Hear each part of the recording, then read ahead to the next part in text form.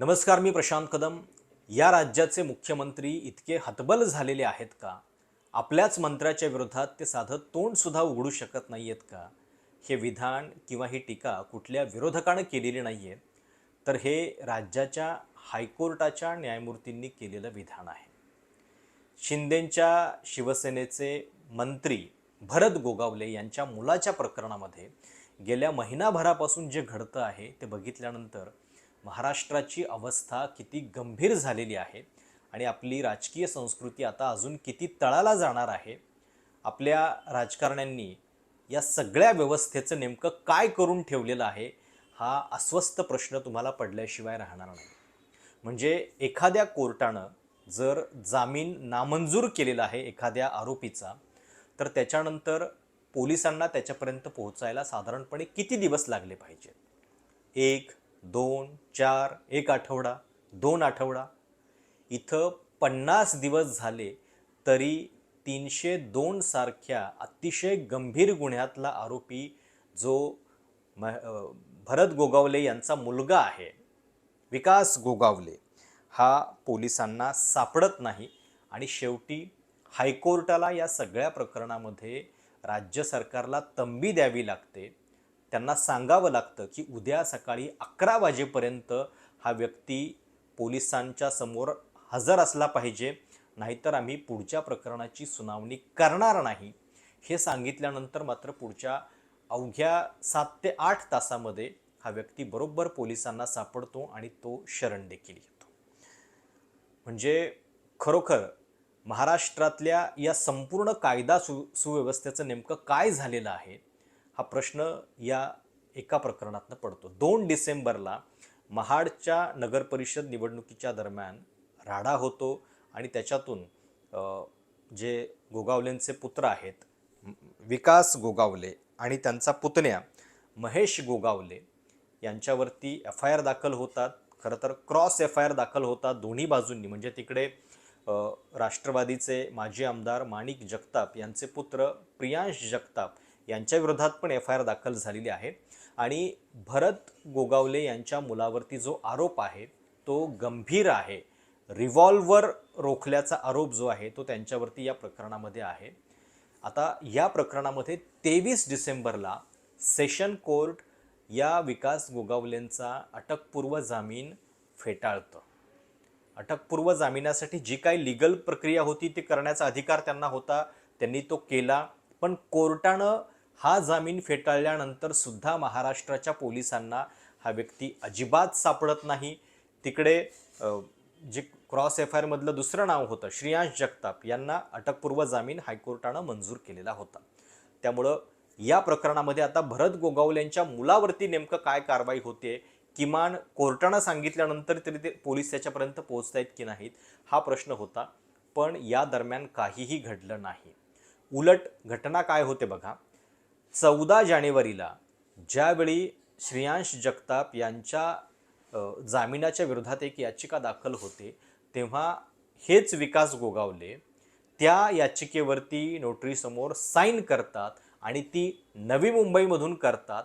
म्हणजे ते बाकी दुसऱ्या कुठल्या ठिकाणी गेलेले नव्हते, तर थेट एखाद्या प्रकरणामध्ये स्वतः स्वाक्षरी करण्यासाठी नवी मुंबईत उपस्थित आहेत आणि तरीसुद्धा पोलीस मात्र त्यांच्यापर्यंत अजिबात पोहोचत नाहीत. काय कमाल गोष्ट आहे. आणि ही गोष्ट महाराष्ट्रामध्ये घडते आहे. आपल्या वर्तमानपत्रामध्ये ही पहिली बातमी येते की मंत्र्यांची मुलं सापडत कशी नाहीत. विकास गोगावले फरार असल्यावरनं उच्च न्यायालयाचे ताशेरे. म्हणजे मंत्र्यांची मुलं गुन्हा करून मोकाट फिरतात, पोलिसांना ती सापडत नाही आहेत, पण मंत्र्यांच्या संपर्कात आहेत. मुख्यमंत्री या सगळ्या प्रकरणावरती गप्प आहेत, ज्यांच्याकडं गृहमंत्रालय आहे. आणि हे सगळं प्रकरण ज्यावेळी कोर्टात चालू असतं त्यावेळी राज्याचे महाधिवक्ता मिलिंद साठे हे असं सांगतात की या सगळ्या संदर्भात भरत गोगावले जे राज्याचे मंत्री आहेत त्यांच्याशी संपर्क साधतील आरोपींशी आणि त्यांना शरण यायला सांगतील. असं म्हटल्यानंतर मग पुढची सुनावणी जी आहे ती कोर्टानं तहकूब केली आणि शेवटी मग आज विकास गोगावले आणि महेश गोगावले हे पोलिसांना शरण आलेले आहेत. म्हणजे जी व्यक्ती पोलिसांना सापडत नाही ती सातत्यानं मंत्र्यांच्या संपर्कात आहे, ते मंत्री स्वतः कॅबिनेटमध्ये आहेत. याच मंत्र्यांना 26 जानेवारीला झेंडावंदन करण्यासाठी मात्र ते हट्टाला पेटलेले आहेत. आणि खरोखर सध्या महाराष्ट्राची परिस्थिती अशी झाली आहे की ध्वजारोहण आता अशाच मंत्र्यांच्या हातून व्हायला पाहिजे की जे व्यवस्थेला इतकं वाकवू शकतात, कारण या सगळ्याबद्दल तुम्हा सामान्य लोकांना सुद्धा या सगळ्याचं काहीही पडलेलं नाही आहे.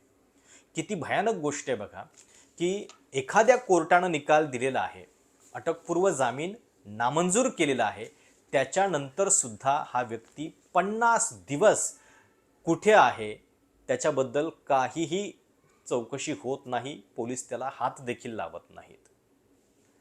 म्हणजे नगर परिषदेच्या या संपूर्ण निवडणुकीमध्ये, महानगरपालिकेच्या निवडणुकीमध्ये काय लेवलचे राडे झाले, पैशाचा खेळ झाला, बिनविरोधचं सगळं दडपशाहीचं राजकारण झालं. निवडणुकीच्या निकालानंतर सुद्धा भ्रष्ट आघाड्या आणि युत्या कशा बनतायत हे आपण बघतोय. पण या सगळ्यामध्ये सुद्धा अतिशय गंभीर बातमी जी आहे ती ही आज सगळ्या मराठी वर्तमानपत्रामध्ये आलेली आहे. आणि हे UP, बिहार इतर कुठं घडत नाही आहे, आपल्या महाराष्ट्रामध्ये घडतंय. आणि आपल्या मुलावरती 302 सारखा गुन्हा दाखल होऊन कोर्टानं त्याचा अटकपूर्व जामीन फेटाळून सुद्धा त्याला काहीही पोलीस करू शकत नाहीत. आणि तो मंत्री भरत गोगावले आरामात कॅबिनेटमध्ये आपलं मंत्रिपद शाबूत ठेवून आहेत. एवढंच नाही तर 26 जानेवारीचं ध्वजारोहण हे आपल्याच हस्ते झालं पाहिजे यासाठी हटून बसतात आणि त्यांना हा बहुमान दिला देखील जातो. म्हणजे याच्या आधी भरत गोगावले मंत्रिपदासाठी कसे डोळे लावून बसलेले होते याच्या बातम्या येत होत्या.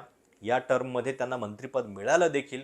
पण मंत्रिपद मिळाल्यानंतर 2 डिसेंबरला एवढा सगळा राडा होतो. आणि त्या दिवशी नेमकं काय झालेलं होतं तर मतमोजणीच्या आधी म्हणजे निकालाच्या दिवशी भरत गोगावले, त्यांचे पुतणे महेश गोगावले आणि त्यांचा मुलगा विकास गोगावले यांच्यावरती आरोप आहे की त्यांनी या सगळ्यामध्ये हाणामारीच्या दरम्यान हा सगळा प्रकार जो आहे तो केला. आणि त्याच्यामध्ये परस्पर FIR ज्या आहेत त्या दोन्ही बाजूंनी दाखल झालेल्या होत्या. आता कोर्टानं या संदर्भात 17 जानेवारीला सुद्धा एक ऑर्डर जी आहे ती दिलेली होती.